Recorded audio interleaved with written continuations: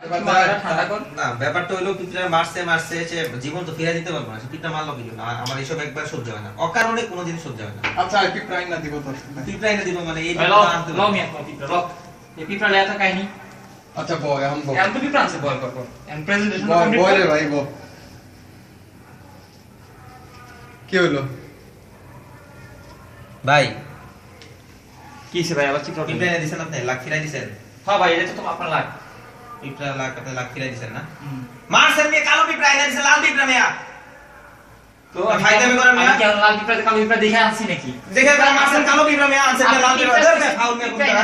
তোর পাটা তোর ফ্রেন্ড একটা ফাউল যা। এটা কোনো কথা দোস্ত? এটা কোনো কথা? আমি কি পিঁপড়া লাই জানো যে কোন কালার? ভাই ও এমন এক্সাইটেড থাকে ভাই আপনার ফ্রেন্ড এমন কেন ভাই? মানলেন এই বেটা আনসেন ভাই লাল পিঁপড়া আনসেন কেন লাগা ভাই এখন ভাই আমি যেটা পাইছি সামনে সেটাই তো আনবো, তাই না? তো যেত গা এখন আমি কালো পিঁপড়া কই পাবো? সব সময় এমন করে। যাই হোক তো তুই যদি কালো পিঁপড়া আনতে তাহলে এটা কার কাহিনী হইতো না।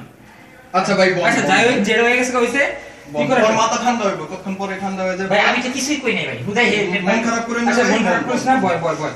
ওই প্রেজেন্টেশন নিয়ে একটু টেনশন আছে তো এই কারণে, ওটা নিয়ে টেনশন আসলে আসলে ওই কালকে প্রেজেন্টেশন তো ভাই এলিগা ওই ওরে যা টাকা নিয়ে প্রেজেন্টেশনটা কমপ্লিট কর, তখন তো প্রেজেন্টেশন জমা দিতে হবে না কালকে। ওই তো আমি দেখা লই আইতাছি তোরা থাক হ্যাঁ